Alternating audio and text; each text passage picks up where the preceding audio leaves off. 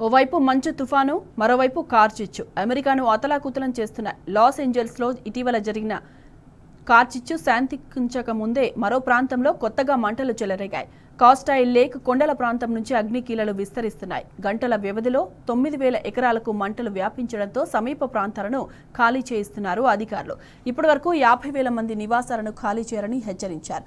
అగ్నికీలల తీవ్రత దృష్ట్యా మంటలను అదుపు చేయడం అతి కష్టంగా మారిందని వెల్లడించారు. అయితే అగ్నిమాపక సిబ్బంది నిరంతరం శ్రమిస్తున్నారని తెలిపారు అధికారులు. ఇటీవల లాస్ ఏంజల్స్లోని హాలీవుడ్ సహా పలు ప్రాంతాల్లో భీకర కార్చిచ్చు దాటికి 14,000 నిర్మాణాలు బూడిదయ్యాయి. 30 మంది ప్రాణాలు కోల్పోయారు. లక్షల కోట్ల రూపాయల ఆస్తి నష్టం సంభవించింది. పాలిసేడ్స్లో మంటలను 68% అదుపు చేయగా ఈటెన్ ఫైర్ను 91% అదుపులోకి తీసుకొచ్చినట్లు చెప్పారు అధికారులు. కానీ గాలుల కారణంగా ఇవి మళ్లీ తీవ్రమవుతున్నాయంటున్నారు. ఇక కాస్టాయిల్ లేక్లో ప్రస్తుతం గంటకు 96 కిలోమీటర్ల వేగంతో గాలులు వీస్తున్నాయి. ఇప్పటికే విమానాలతో వాటర్ బాంబులను జారవిడుస్తూ మంటలను అదుపు చేసేందుకు ప్రయత్నిస్తున్నారు అధికారులు.